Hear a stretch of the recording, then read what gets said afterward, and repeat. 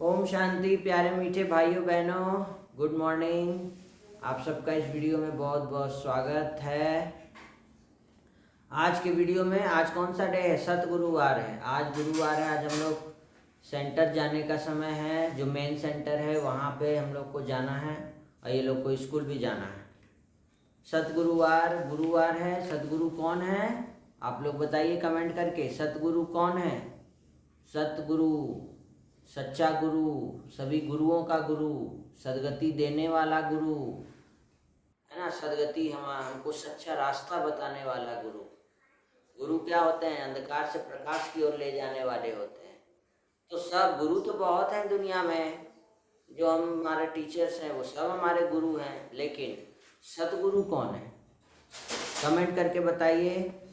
और आज कल की मुरली के दो शब्द थे, फूल और कांटा। हमने दो चीज पे फोकस किया, फूल और कांटा। इधर आ जल्दी आओ। अगर किसी को मारते हैं तो ये क्या है? कांटा है।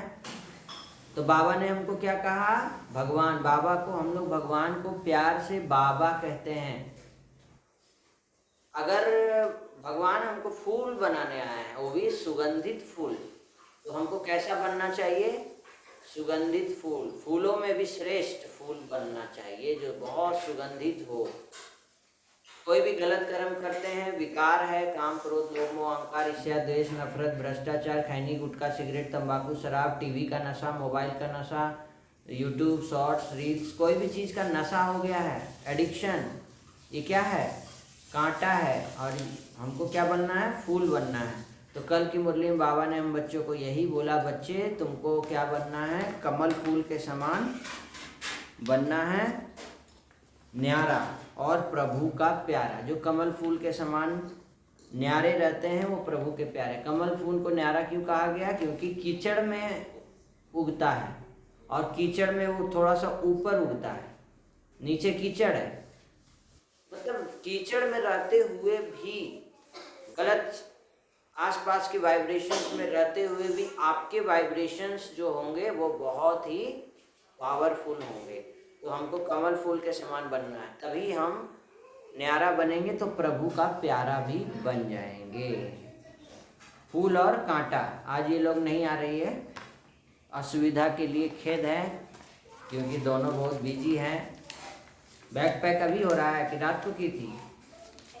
अभी हो रहा है। मतलब क्या है ये? कांटा है कि फूल है? क्या बोले थे? बैक पैक रात को ही करना है। अच्छा, पेरेंट्स का बात नहीं मानना। क्या है? कांटा। पेरेंट्स का बात मानेंगे तो क्या बनेंगे? फूल। वो भी कमल फूल के जैसा, रोज गुलाब का फूल। आज की मुरली में बाबा ने कहा, मीठे बच्चे तुम आसुरी मत पर चलने से दर बदर हो गए हो, अब ईश्वरीय मत पर चलो तो सुखधाम चले जाएंगे। है ना। भगवान ने क्या कहा?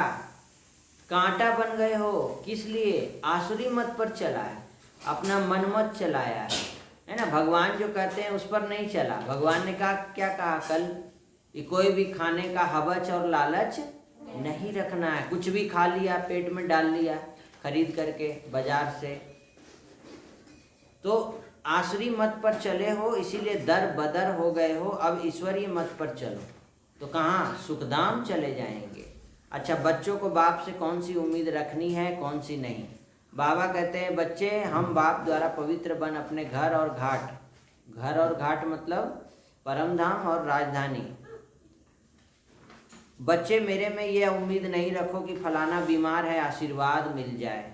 यह यहाँ कृपा और आशीर्वाद की बात ही नहीं है। मैं तो आया हूँ तुम बच्चों को पतित से पावन बनाने। अब तुमको ऐसे कर्म करना सिखलाता हूँ जो कोई भी विकर्म ना हो, कोई गलत कर्म हो ही नहीं, कांटा बने ही नहीं। भगवान आए हम बच्चों को कांटा से फूल बनाने के लिए। तो दो ठो है, आसुरी मत और ईश्वरीय मत।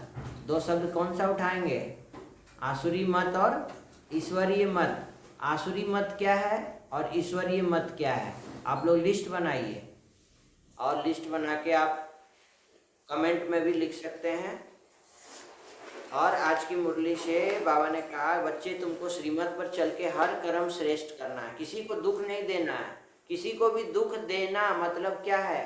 आसुरी मत की ईश्वरीय मत, आसुरी मत है, कांटा बनना है और तुमको दैवी गुण धारण करने हैं, बाप के डायरेक्शन पर ही चलना है, श्रीमत पर चलना है, सदैव हर्षित रहने के लिए योग करना है, मेडिटेशन करना है, स्वदर्शन चक्रधारी बनना है। कभी भी आपस में लून पानी मतलब आपस में झगड़ा नहीं कर, सबको बाबा का परिचय देना, बहुत बहुत बाबा के जैसा, भगवान के जैसा बहुत बहुत मीठा बनना है।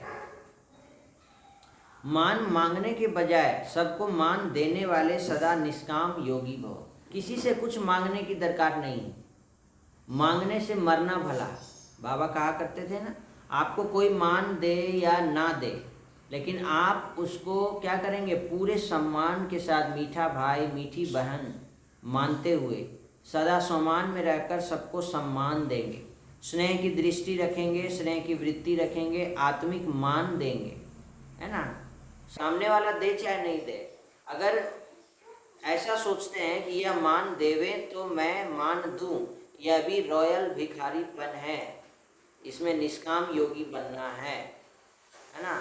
और विश्व का नव निर्माण करने के लिए दो शब्द याद रखना, निमित्त और निर्माण। निमित्त हैं हम लोग, इसमें कोई अहंकार की भावना नहीं है आनी चाहिए कि मैंने ही किया, मैं ही तो करता हूँ, ऐसा कोई भावना नहीं आना चाहिए। मैं निमित्त हूँ, भगवान का बच्चा हूँ। आज ये लोग नहीं आएगी, ये दोनों व्यस्त हैं, स्कूल जाने का तैयारी है, इसलिए ये सामने बैठी है, कैमरा में बैक करके दिखा देता हूँ। ये आ गई है। क्या कर रही थी वहाँ? इतना देर से बुला रहे हैं, कहानी भी सुनाना है। आज कहानी का शीर्षक है पते की बात।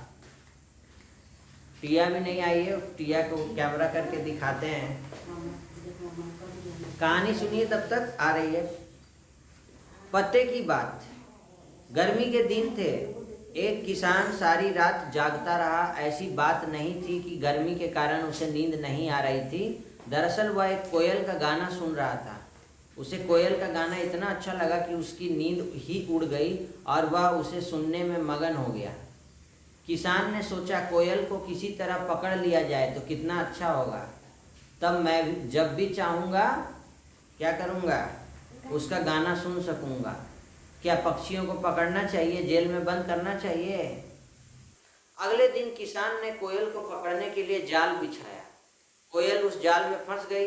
किसान उसे पकड़कर अपने घर ले आया। उसने कोयल से कहा, प्यारी कोयल, मैं तुम्हारे लिए सोने का पिंजरा बनवाऊंगा, तुम उसमें आराम से रहना, मैं तुम्हारे मीठे गाने सुना करूँगा।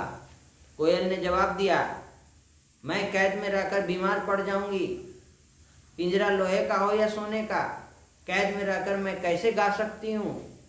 तुमको कोई कैद में करेगा तो कैसा लगेगा? जेल में बंद करेगा तो तुम खाना पीना खाएगी, बातचीत करेगी, बोलेगी, तो कोयल को पिंजरा में करेगी तो गाना गाएगी। इतना खुश रहती है, पेड़ में झूला झूलते हुए गाते रहती है।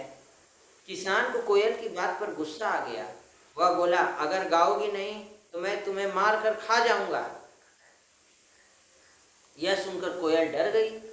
वह बोली, किसान, मुझे छोड़ दो, मैं तुम्हें 3 बातें बताऊंगी जो तुम्हारे काम आएंगी। किसान ने पकड़ ढीली कर दी। कोयल फुर्र से पेड़ पर जाकर बैठ गई। किसान ने कहा, शर्त के मुताबिक 3 बातें बताओ।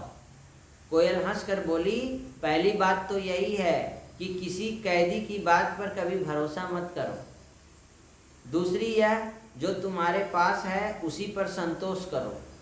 और तीसरा, यह जो तुमने खो दिया है उस पर अफसोस मत करो।